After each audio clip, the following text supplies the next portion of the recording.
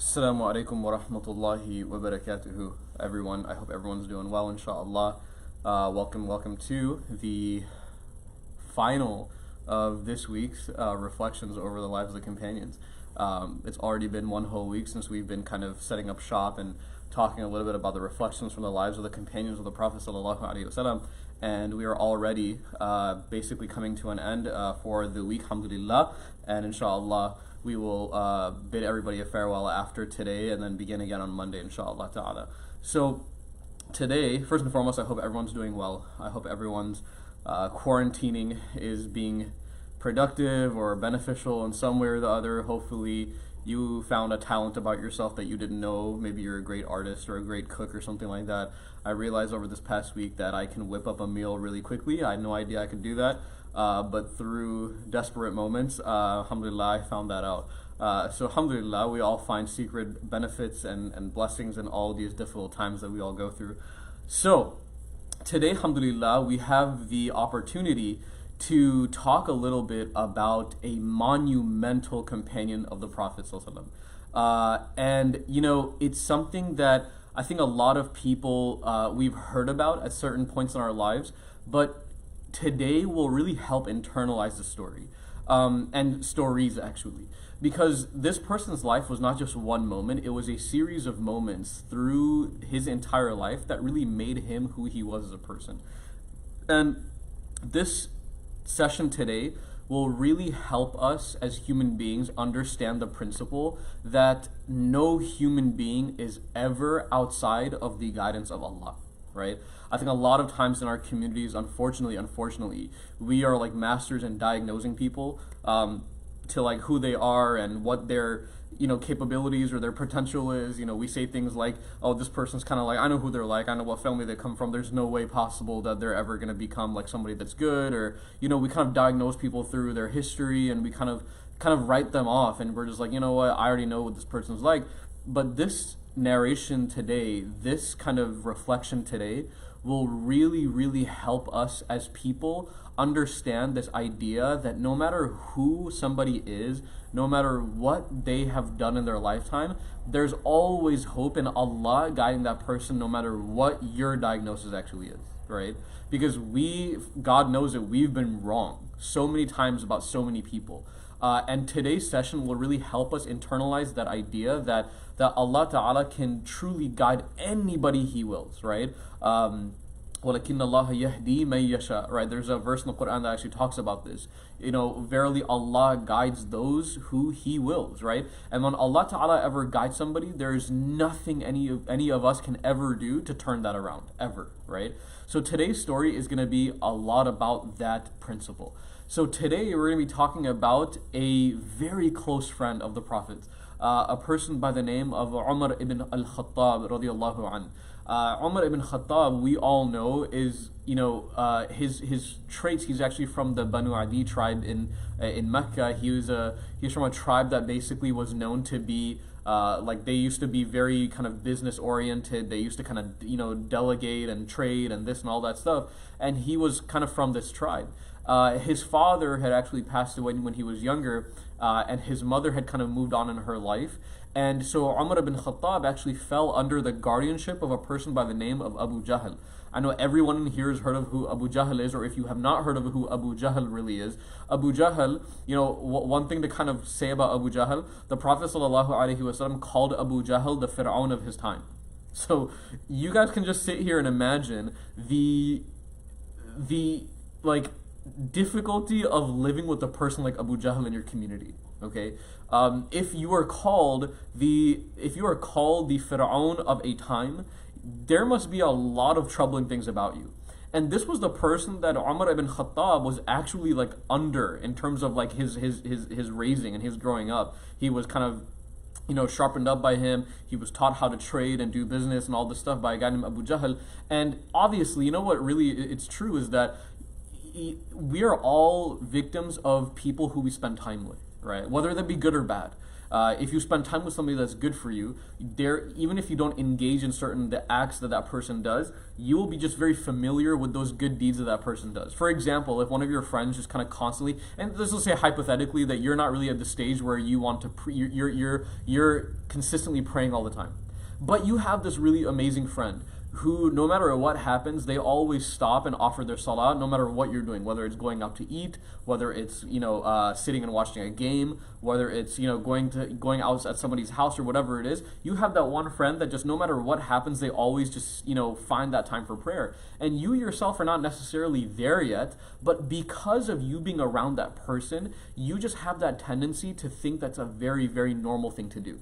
And whether you like it or not, subconsciously, it almost becomes a part of who you are as well. So, and this unfortunately works the same way when you're around people that are not good for you, right? When you surround yourselves with company that's not necessarily good for you, it doesn't matter how against whatever bad, harmful thing that person that you hang out with does, eventually that deed or that ideology or that mentality is going to become a norm for you because you're just around it constantly, right? So Umar ibn Khattab was, around Abu Jahl, right? He was kind of like groomed up by this guy.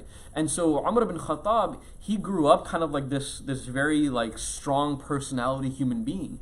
And what's really cool, and we'll talk about this a little bit later, inshallah, is that the Prophet ﷺ's goal was never to completely wipe away a person's personality. That's not the goal of Islam. The goal of the Islam and the goal of the Prophet ﷺ is not just to be like, you know what, I don't like the way you are, you're going to change 180 degrees, flip around, and you're going to be a whole new person. That was never the goal of the Prophet of Allah. Never was that ever the goal of the Prophet. The goal of Islam was always actually to be something that cultivated people's good traits, right? It was something that cultivated people's goodness and made their goodness come to the forefront. And whatever, challenges and characteristics that we struggle with, it's kind of a way to work on that, right? And so the story of Umar ibn Khattab really brings that to light, okay? So, people used to say things about Umar ibn Khattab when he was a young man. People used to say, and when Islam came, people used to say about Umar ibn Khattab that, we wrote him off. There's no way this guy will ever convert to Islam. There's no way this is going to work. Some people actually even said that his donkey, like his actual donkey, his animal, would convert to Islam before Umar ibn Khattab would convert to Islam. Y'all, if you guys have ever, and if you guys are listening on this live stream right now, if you've ever been written off by somebody, if you've ever been kind of just like, you just got past the buck, like there's no way this guy's gonna come around or this girl's gonna be anything good or whatever it is, I hope to God that Allah Ta'ala has a really special plan for you. Because one of my worst, this is like the Tom Brady story, right? When Tom Brady was drafted in the 6th round, right? Last pick, whatever it was. And this man came out, now, inna lillahi wa inna ilayhi raji'un, he's with the Tampa Bay Buccaneers. We know his career is going to end, inshallah. No, not inshallah. But this is what's going to happen. But anywho, you have this kind of story where people just doubted you. And people didn't really, they didn't put 2 cents to your name because they had no hope in you. Allah Ta'ala has very special plans for those types of people, okay? And so, even though a lot of the Muslims at that time were doubting Umar ibn Khattab's kind of, ability to change for the better or to accept Islam, the Prophet ﷺ always had hope. He always had hope. And he knew that if Umar converted to Islam, they would gain such strength as an ummah. They would gain such rapport and this strength and this honor in the ummah that nobody else could bring. So the Prophet actually used to make dua for Umar ibn Khattab before Umar converted. The Prophet ﷺ, he would say, Allahumma izzal islama bi ahabbi hadayna rajulaini ilayka bi abi jahlin aw bi Umar ibn Khattab. Basically meaning, he said, Allahumma izzal islam. Allah give strength to Islam or strengthen Islam bi ahabbi hadayna rajulaini ilayka. Saying that give Islam strength through one of the two that is more beloved to you. One of the two that is more beloved to you. Rajulaini, right? One of the two that's more beloved to you, ilayka. And then he said, and then in the process he says, bi abi jahlin aw bi Umar ibn al-Khattab. He says either Abu Jahl or Umar ibn al-Khattab. Basically, he made dua that Allah guides one of those two people. Because by the way, y'all, and this is something that's actually very, very true, is that just because you are diagnosed as a bad person in the community does not always mean that you're a bad person to the core, right? This is another example where there was a moment in the life of the Prophet ﷺ and Abu Bakr Siddiq's life where they were actually going towards Medina in their hijrah, their journey. And two men who are basically known to be highway thieves and robbers. They basically they came out and they kind of stopped the Prophet ﷺ, and the Prophet ﷺ goes, who are you? They go, who are you? And these two robbers, these two kind of thieves, these highway robbers, they told the Prophet ﷺ, they says, Nahnu muhanan, we're bad people. And you know what's really sad is, and this is very true, that even if you yourself have confidence that you are not bad to your core, because of the rhetoric of other people saying that you're like this or you're like that or you're this way, you're that way, you may unfortunately really start to believe that you're a bad person at heart. Even though we know nobody really is bad at the heart, right? Everybody has the chance to flip their heart around. Everybody has the opportunity and has the ability to change for the better. But when people constantly talk about you're like this and you're just bad, you're not good, I want to stay away, like this type of rhetoric sometimes unfortunately convinces people in our communities to just believe that they're just bad people when it's not true at all, right? And Umar ibn Khattab, the Prophet ﷺ never gave up on him. The Prophet ﷺ goes, I want Umar on my team, right? When nobody else wanted Umar. I don't want Umar to join Islam. I don't want Umar to be a part of this ummah. I don't want Umar to be a part of this community. The Prophet ﷺ goes, no, I want him, right? I want Umar ibn Khattab to be a part of us. Because, Umar ibn Khattab is one of those guys you just want on your team. And he's just one of those guys that if he's with you, he will protect you to his death. And that, subhanAllah, is what Umar ibn Khattab just did, right? And so there were some narrations before Umar converted, kind of hidayah, right? We call it hidayah, guidance. Guidance hit Umar radiallahu an in different stages. And this is another reflection from today, is that guidance does not always hit all at one time. Not always is somebody kind of just like the light bulb turns on in their brain. They're like, oh, I want to pray 5 times a day. Oh, I want to fast all of Ramadan. Oh, I want to give sadaqah every single day. Oh, I want to do that one. No. That's not always what Islam does to somebody. Islam is a process, right? I've had conversations with people who are in their 30s who say, last year I used to pray 3 times a day. This year, I'm praying 4 times a day. Inshallah, next year, my goal is to be praying 5 times consistently every single day. Islam is a process for people. It's not a one-step solution for anybody. And the more we think like that, the more pressure we put on our communities, and sometimes the further we push people away, right? So we have to give people time. So Umar ibn Khattab, one time before he actually converted to Islam, he was laying down near the Kaaba. And the Prophet ﷺ was actually reciting Quran near him. He was actually praying. Some narrations say that he was reciting Quran near him. And the Prophet ﷺ, he was reciting from Surah Al-Haqqa, where it's basically in verse 40, it says, إِنَّهُ لَقَوْلُ رَسُولٌ كَرِيمٌ, which basically translates out to that indeed these are the words of a noble messenger. Okay, إِنَّهُ لَقَوْلُ رَسُولٌ كَرِيمٌ, that these are the words of a noble messenger.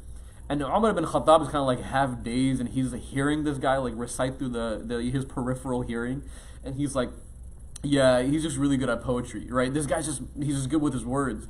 And as soon as he thinks that, he didn't even say it out loud. Umar ibn Khattab was like, yeah, this guy's just really good at poetry. It sounds really nice, these are the words of a noble prophet, or these are the sayings of a noble prophet. And Umar ibn Khattab is thinking in his head, this is just poetry, right? And then the Prophet recites in the next ayah, in ayah 41, he says, وَمَا هُوَ بِقَوْلِ الشَّاعِرِ قَلِيلًا مَا تُؤْمِنُونَ, which basically means, and it's not the words of a poet, but little do you believe. Okay? He goes, وَمَا هُوَ بِقَوْلِ الشَّاعِرِ. Okay? These aren't the words of a poet. Now Umar ibn Khattab goes, whoa. I just thought that. How on earth did how did he just respond to my thought via a verse that he just recited? I thought he was a good poet. And now he's saying that he's not a good poet, and I didn't even say anything to warrant that response from him. He must be a magician. Okay, Umar ibn Khattab, now like he's kind of doing like his if it's not A, it's B. If it's not B, it's C, right? So now he's at B, and he goes, okay, if he's not a poet, then he must be a magician. He must be like the soothsayer. And then the Prophet ﷺ recites in verse 42, he says, وَلَا بِقَوْلِ كَاهِنٍ. Okay, قَلِيلًا مَا تَذَكَّرُونَ.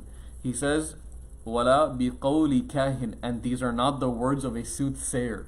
Okay, these are not the words of a magician. These aren't the words of a person who is a magician. قَلِيلًا مَا تَذَكَّرُونَ, but little do you remember. And at this point, when Umar ibn Khattab, he hears this, he goes, all right, I know I'm kind of like not in my head right now, but he just read my mind twice. I'm out of here. Okay, and the Prophet continues to recite. He goes, Tanzilun min Rabbil Alameen, that this is a revelation from the Lord of all the world. This is a revelation from Allah Ta'ala, right? Rabbil Alameen. And so Umar ibn Khattab, he's heard enough. He's like, man, I'm out of here, right? And at this point, he gets shaken up a little bit. He's like, what just happened, right? I was laying here, and this guy's reciting next to me. I think that he's a poet. He said he's not a poet. I think to myself that he's a magician, that he recites, وَلَا بِقَوْلِ كَاهِنِ, he's not a magician. I'm scared, I'm out of here. Y'all ever felt that way in your life, right? Like when you just kind of like, your thoughts are kind of answered by Allah right in front of you, and you're just like, your eyes get kind of wide, and you're like, so, right? Like, and you get a little bit kind of unsettled because of how amazing Allah Ta'ala really is. It's like now, obviously, alhamdulillah, for us, whenever something like that happens, we're kind of like, you know, in awe of it, right? We're all in awe of it, and we're impressed by it. But think about Umar ibn Khattab right now. He's not a believer at this stage in his life. He's just kind of a guy who's in Mecca, a strong leader in Mecca. He's a strong opposer of Islam, and he hears this, and he just kind of he's blown away, right? He's afraid at this point. And so after this narration happens, right, later on in Umar's life, is when the famous narration of him, Fatima, and Sa'id ibn Zayd actually happens. So now Hamza radiallahu anh, he converts to Islam. We'll actually talk about Hamza in a few days, inshallah, where Hamza, right, otherwise known as Asadullah, the Lion of Allah, he converts to Islam. And Umar ibn Khattab, y'all know when people have basically kind of hit the point of just boiling over. You know, when a person kind of takes things, and then at one point they just cannot handle anymore, so they just kind of like, all their anger manifests in that one moment because of that one thing happening. It's not necessarily because one thing happened, it's just because of that kind of snowball effect, that repetition, where after a while they get so frustrated that it takes that one act in order for them to kind of just get tipped over the edge. And when Hamza radiallahu anhu, he converted, the scholars actually say that Umar ibn Khattab, that was like the defining moment where he was just like, I'm done, right? He's like, I'm done. I cannot deal with this anymore. People like Hamza, he is going to convert to this religion. I'm done with it. And by the way, Umar ibn Khattab, there is not much that actually says that Umar ibn Khattab hated Islam because of what Islam said. Umar ibn Khattab hated Islam, or he opposed Islam, because at that moment it was something new. It was something new that was different, that was kind of, taking people away from the tradition of paganism, from the people of the Arabian Peninsula that used to worship idols. And he saw that as like a threat, okay? And so Umar ibn Khattab was just bothered. He was so bothered at this moment that he heard Hamza converts. So he literally said, the narration actually says, that he just gets up and he starts walking. He starts speed walking, right? And thankfully, there was a companion by the name of Nu'aym ibn Abdullah who was walking the opposite direction of Umar ibn Khattab at that moment. And Umar ibn Khattab, the narration actually says that he was walking with his sword like unsheathed, which essentially means, and by the way, it's like almost like open carrying. It's like, why are you doing that? Like, what are you up to? And so Umar ibn Khattab, it wasn't even in his sheath, it wasn't even in his scabbard. Umar ibn Khattab was walking around with his sword out. And Nu'aym ibn Abdullah, he sees Umar ibn Khattab walking down the street with his sword out. And Nu'aym ibn Abdullah, he goes, what's going on?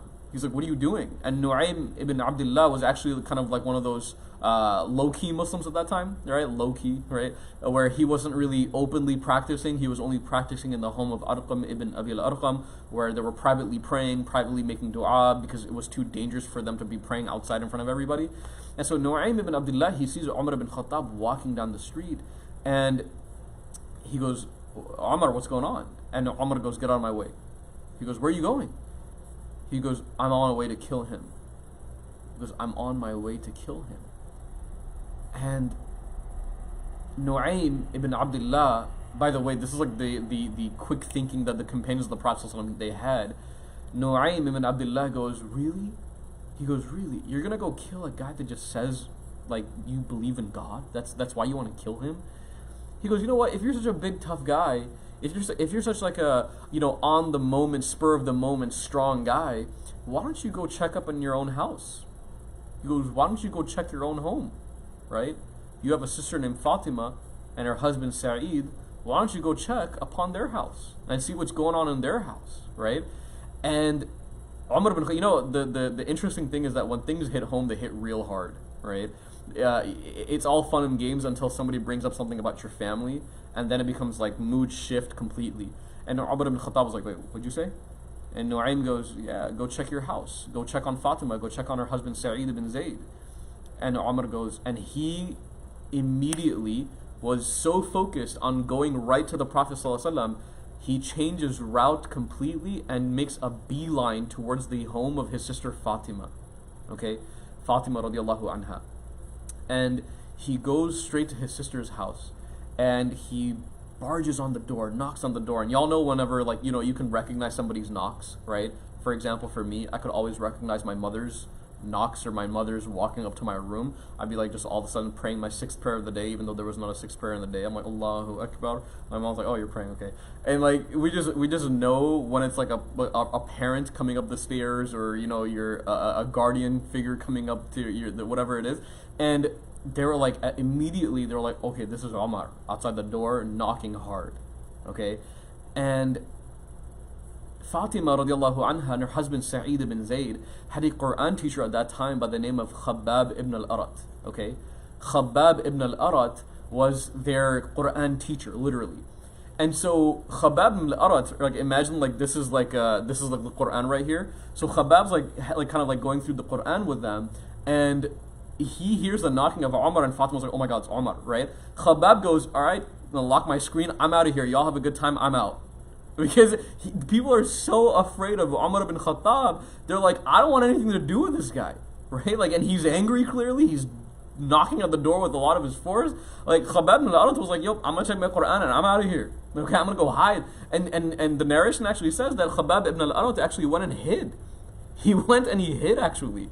And so they opened the door, and Umar ibn Khattab, he sees Fatima, his sister, he sees Sa'id ibn Zayd, her husband, and he sees the scripture, right? He sees the scripture that they're reading. And at this point, this is why anger is such a really difficult trait to control and to handle, because your anger, subhanAllah, I want you guys to really, really understand this, that how many times have we said things in our lives that we regret saying because we were angry at that time? How many times have we uttered words of ignorance or uttered words of regret, while we were in this heat of this moment of emotion, that wallahi, if we had any sort of redo on that situation, we would just take it without question. We would do it without any sort of question, right? And Umar ibn Khattab, he was so angry, he was so filled with anger at that moment, that he went and he struck his brother-in-law, Sa'id ibn Zayd. And Fatima tries to get her brother Umar off of her husband, and because of that, Umar basically strikes Fatima radiallahu anha, and it causes her to actually physically injure her. She got injured, her face was bleeding. And at the moment where you felt like you take it too far, you as a human being almost have to stop yourself, because you kind of see the aftermath of your anger. You're not able to process it before you get angry, but after you get angry, you kind of see it in front of you, and you tell yourself whoa, what did I just do? Right? That's not okay by any means whatsoever. I should not have done that. And Umar ibn Khattab, he stops because he feels a little bit guilty because he sees Fatima hurt, and he goes, what are you reading anyway? He goes, what are you all reading? And this is why Fatima radiallahu anha is such a hero. She's such a hero. She's such a brave, courageous woman. She, what she says at that moment is mind-boggling, because a lot of us, we'd be like, yes sir, Quran sir, Surah Fatiha sir, right? We'd just be immediately answering questions right away, because we're so afraid. We're so terrified that he might do something to me now, right? He goes, what are you reading? And Fatima radiallahu anha, she goes, you can't touch it. She goes, you can't touch it. And he goes, what? What do you mean I can't touch it? She goes, you can't touch it, you're impure. You're not in a state of purity. You're so angry. You look at what you just did. You hit your brother-in-law. You hit me. You're not yourself. You're not okay right now. She goes, you can beat us up all you want to, but you can't touch this. You cannot touch this Quran. This to me is sacred. You can beat me up all you want to. I'm just flesh. I'm a human being. But when it comes to the Quran, when it comes to the words of Allah, you ain't touching it, okay?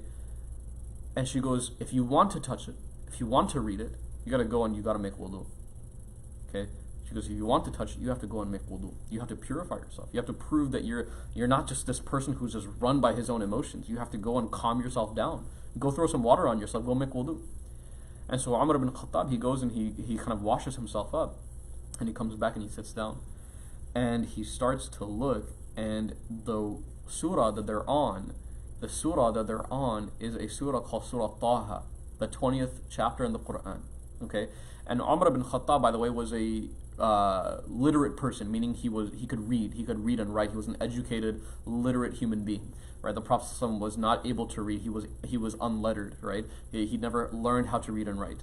It was one of the things that Allah had actually kind of ordained for him, that he could not read and write. Umar ibn Khattab was a person who was lettered. He could read and he could write. So he opens up this mushaf, this text, and he looks at it. He reads Taha. Okay, Taha. And verse 2, ما أنزلنا عليك القرآن لتشقى. Okay, and that second verse in Surah Taha, ما أنزلنا عليك القرآن لتشقى, means in Arabic that we have not sent down, ما أنزلنا عليك, we have not sent down this to you, this Quran, so that you are stressed and upset and worried and angry. Okay, لتشقى. That you may become angry or worried or upset or stressed out. And Umar ibn Khattab, what was he at that moment, y'all? Like, before he stopped and read this, what was he? What was his status? What was his state? He was angry. He was stressed. He was upset. And Allah Ta'ala, literally, Umar goes, I felt like that hit me like a brick wall. It was like, remember what we talked about the narration about a little while ago, when the Prophet ﷺ was reciting Quran next to him. He felt like Allah was talking directly to him because he was like defining his own thoughts in his head. Now this hit him like a brick wall. He goes, man, I was just upset. ما أنزلنا عليك القرآن لتشقى. It keeps on reading, and then he finally gets to this verse about when Allah, he describes Musa. He kind of talks a little bit about Musa, and he gets to this verse and he goes, Innani ana Allah. Okay, he goes, Innani ana Allah, la ilaha illa ana fa'budni. Okay, so he gets to this ayah. This is the 14th ayah of Surah Taha. Innani ana Allah, la ilaha illa ana fa'budni. He says, indeed I am Allah. And when Umar ibn Khattab, he reaches this ayah, there is a switch that Allah turned on in his heart at that moment that just completely hit him, right? Y'all ever read, and I want you guys to think about this, Ramadan is coming up. I know there's a really cool challenge going on all over the Instagram web right now where like people are kind of sharing, your favorite ayah in the Quran, like what's your favorite verse in the Quran. I think it's a really cool thing to do actually, because it helps you reflect on something. It helps you reflect on something that's much more than just yourself. And it's very amazing to remember the verses that keep us going. And obviously the entire Quran is beautiful, but you have certain pieces of it that really, really hits you, right? For a lot of people, فَإِنَّ مَعَ الْعُسْرِ يُسْرًا. It's a big deal for them because it shows you that no matter what hardship hits you, that there's always going to be some sort of ease that'll come after it, right? Some people's favorite ayah in the Quran is, the ayah is Surah Al-Fatiha, right? Alhamdulillahi Rabbil Alameen. Allah praises to the Lord of all mankind, all the worlds, right? My favorite ayah, I actually reposted it today on my own Instagram, on my Instagram story. I posted my favorite verse is actually لَقَدْ جَاءَكُمْ رَسُولٌ مِّنْ أَنفُسِكُمْ. Like that there came to you a prophet from amongst you. Azizun alayhi ma'anittum, that grievous to him is what you suffer through. That he is so sympathetic as a human being that whatever hurts you, he goes through that same pain as well. And it really makes the Prophet ﷺ very, very human for me. It makes him feel. It makes me feel that if the Prophet ﷺ was sitting at Roots right now while we're filming this session today, it makes me feel that the Prophet ﷺ would be just sitting there so happy because he's so proud of all of these people, young people, mashallah, young, old, whatever it is, on Instagram Live, on Facebook Live, just talking about Allah. And that to me, it just brings me a lot of joy. And so Umar ibn Khattab, ما أنزلنا عليك القرآن لتشقى, and إنني أنا الله, لا إله إلا أنا فاعبدني, it hit him like a brick wall, right? And he goes and he says, I need to go see him. I need to go see him. And You know Khabbab ibn al-Arath, the Quran teacher that was sitting in like hiding? Khabbab ibn al-Arath, he hears about Umar ibn Khattab reading Quran and he comes out, he's like, Mubarak, mashallah, right? I'm so happy for you, takbir, right? Like, gets up and he's so happy, like this guy's been hiding in the closet the entire time while Umar was actually out here, and now he's so happy. The Quran teacher, mashallah. And so he gets so happy seeing Umar radiallahu anh, a person, by the way, people used to say his donkey would accept Islam before he did, reading Quran and crying because of it. It's something that no one could have possibly imagined, right? How? Logically, it was impossible for me to think about this. But now I see with my own eyes Umar ibn Khattab reading Quran in front of me. It's amazing, right? And so Umar ibn Khattab, he goes to the Prophet's house, and Hamza radiallahu anhu, he's waiting. Because he's heard that from earlier that day, what was Umar's intention? Umar's intention was, I'm going to go and kill this man. And Hamza, he opens the door because the Prophet was in their house. And Hamza goes, what do you want? He goes, you want something? He's like, you got to go through us first. The Prophet, he goes, yeah, Hamza, chill. Like, he's like, calm down, right? Relax, let him come inside. And he goes, come here. And he comes and he sits with the Prophet, and he goes, and the Prophet looks at him and goes, you're here to kill me? He goes, this is what you want? And Umar ibn Khattab, he looks at the Prophet and he says, Wallahi, this is what I wanted to do when I left my home. So when I left for today, I wanted to come and I wanted to kill you. But now I'm here in front of you and I'm ready to say, Ashhadu an la ilaha illallah wa ashhadu annaka Rasulullah. That there's no Lord worthy of worship other than God, and Ashhadu annaka, and you are verily the Prophet of Allah, the final messenger of Allah. And Umar ibn Khattab, he converts to Islam at that moment. And Umar ibn Khattab led a life that was absolutely one that was completely in devotion to Islam and the Prophet ﷺ. To the point where when the Prophet ﷺ, he passed away, Umar ibn Khattab was actually a person who was so in denial of the Prophet ﷺ's death that when they heard that the Prophet had passed away, Umar goes, I will literally kill you if you keep on saying the Prophet's dead. That was how much he was hurting. He goes, I will literally kill anyone who says the Prophet's dead right now. He's not dead, right? And Abu Bakr had to come and calm him down and say, and Abu Bakr said those famous lines that those of you who worship Muhammad is nothing but a man, and he passed, but those of you who worship Allah is everlasting, right? And then Umar ibn Khattab kind of processed it and kind of broke down and started crying. SubhanAllah. So this is the story of Umar ibn Khattab. Umar ibn Khattab, actually, by the way, one really interesting thing that a lot of people actually don't know, that Umar ibn Khattab passed away because he was killed, he was murdered during Fajr Salah. So Umar ibn Khattab's last breath or last minutes was actually, he passed away during his salah. He passed away in prayer. Subhanallah. He passed away in prayer. Literally, he was killed in prayer. And it was actually the Fajr Salah because there was a person who had basically snuck up on him right before the prayer, and he had killed Umar ibn Khattab in his prayer. You know, but that's just kind of like a fact that would, talk about the ending of his life.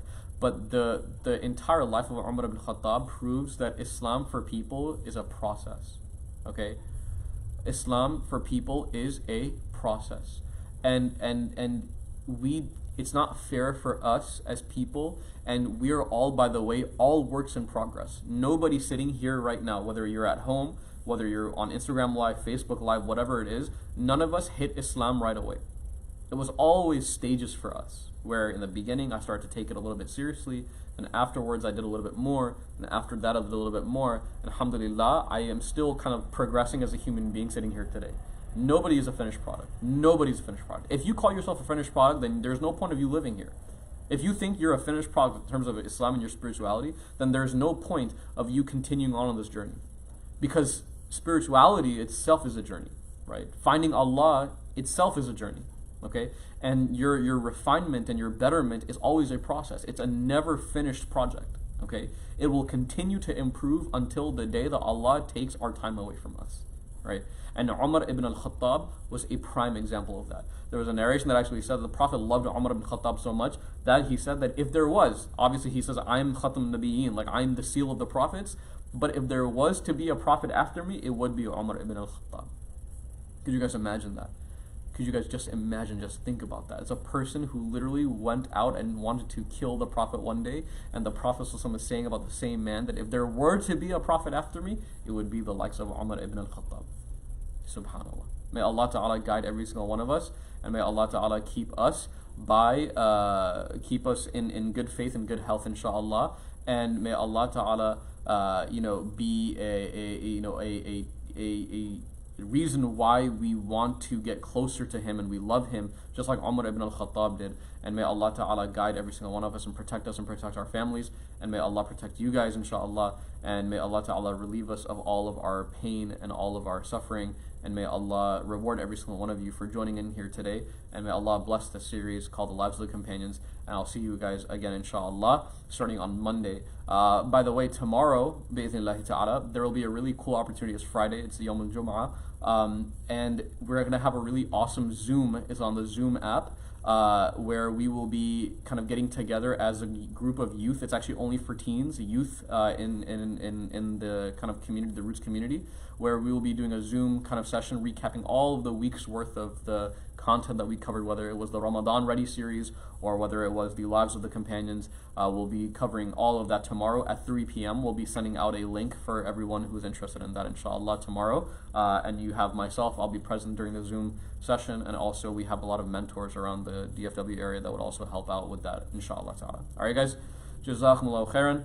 I appreciate every single one of you, and I will see you guys inshallah ta'ala next time. Assalamu alaikum wa rahmatullahi wa barakatuhu.